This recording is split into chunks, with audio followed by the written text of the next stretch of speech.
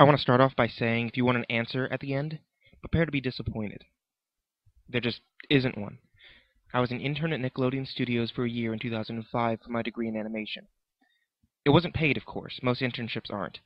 But it did have some perks beyond education. To adults, it may not seem like a big one, but most kids at the time would shit themselves over it. Now, since I worked directly with the editors and animators, I got to view the new episodes days before they aired. I'll get right to it without too much unnecessary details. They had very recently made the SpongeBob movie, and the entire staff was somewhat sapped of creativity, so it took them longer to start up the season, but the delay lasted longer for more upsetting reasons. There was a problem with the Series 4 premiere that set everyone and everything back for several months. Me and 2 other interns were in the editing room, along with the lead animator and some sound editors for the final cut. We received a copy that was supposed to be Fear of a Krabby Patty, and gathered around the screen to watch. Now, given that this isn't final yet, animators often put up a mock title card, sort of a inside joke for us, with phony, oftentimes lewd titles, such as How Sex Doesn't Work, instead of Rockabye Bivalve, when SpongeBob and Patrick adopt a sea scallop. Nothing particularly funny, but work-related chuckles. So when we saw the title card, Squidward's Suicide, we didn't think it more than a morbid joke.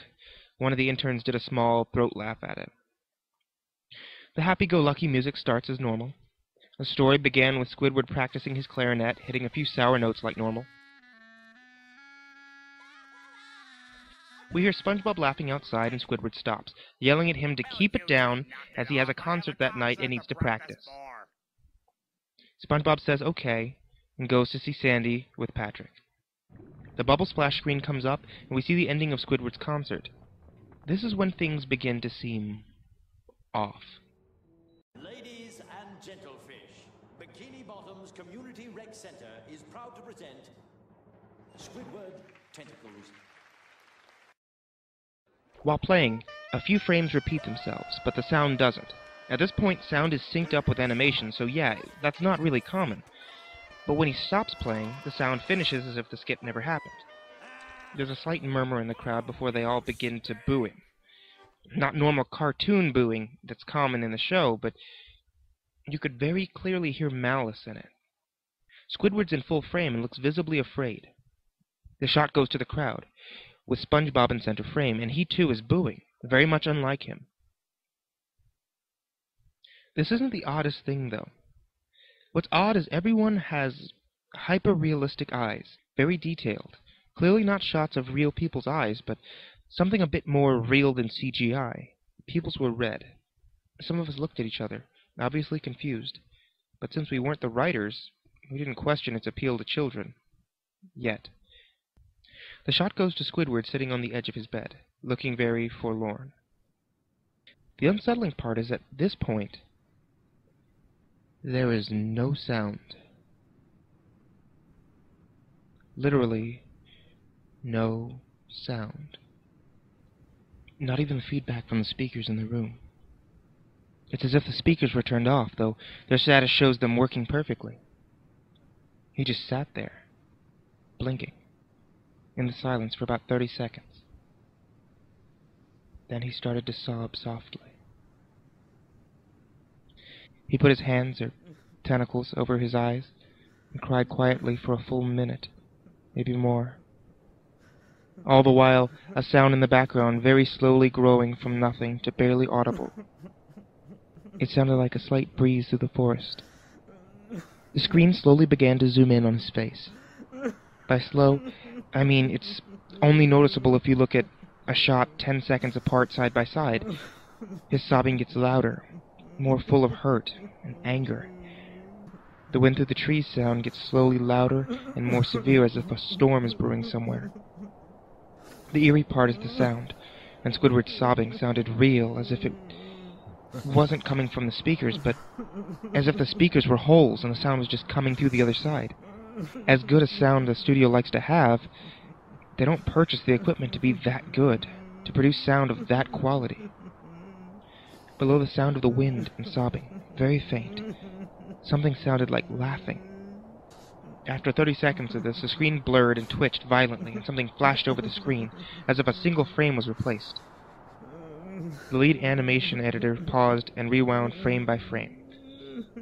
What we saw was horrible. It was a still photo of a dead child.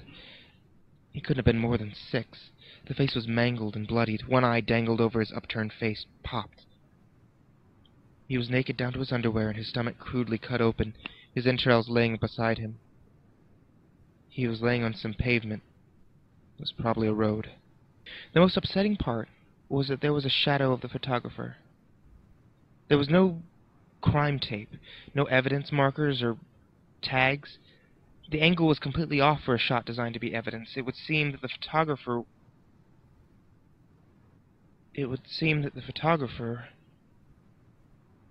was the person responsible for the child's death. We were, of course, mortified, but pressed on, hoping that it was just a sick joke.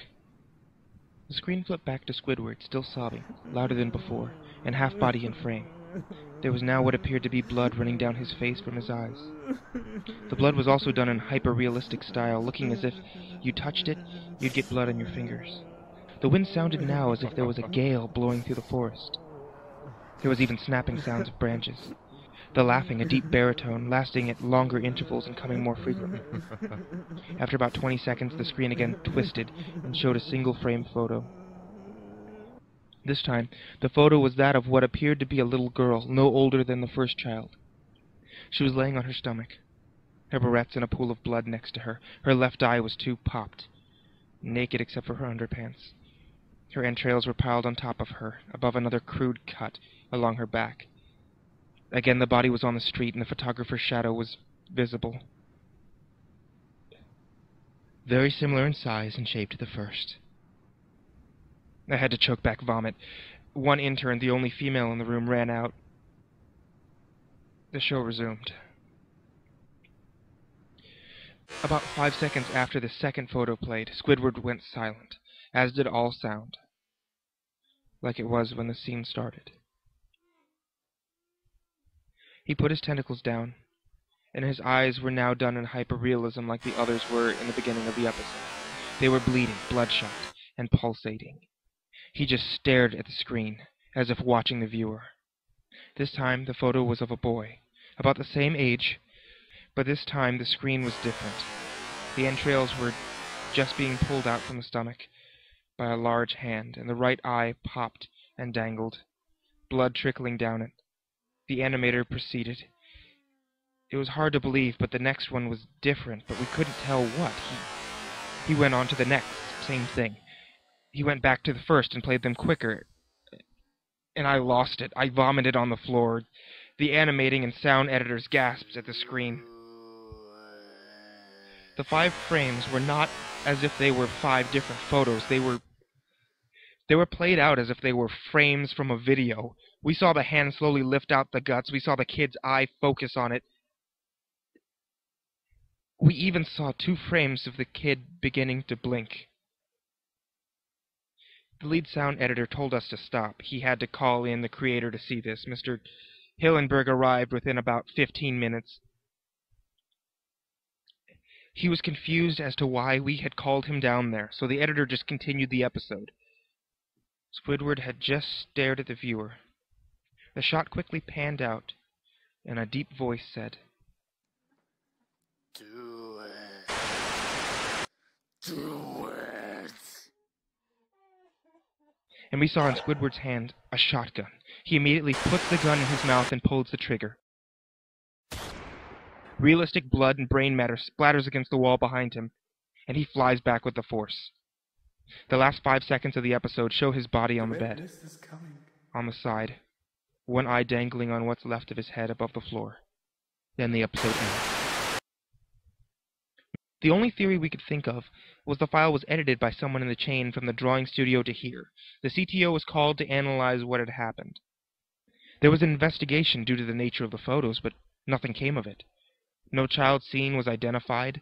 No clues were gathered from the data involved, nor physical clue from the photos. I never believed in unexplainable phenomena before. But now that I have something happen, and can't prove anything about it beyond anecdotal evidence, I think twice about things.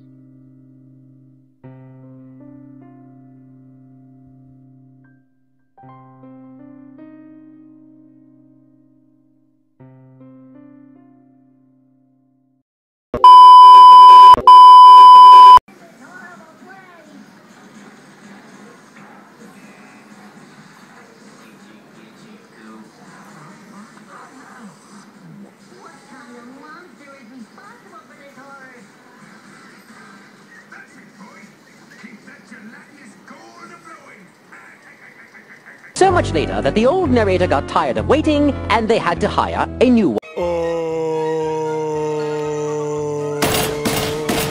Hang in there, Squidward. It's all part of the job. It's just awfully good that someone with the temperament of Donald Trump is not in charge of the law in our country. Because you'd be in jail.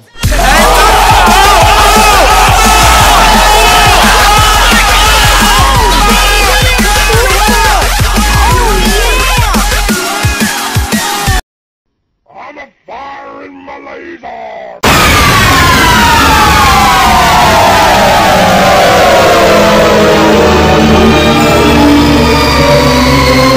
The audience is now deaf.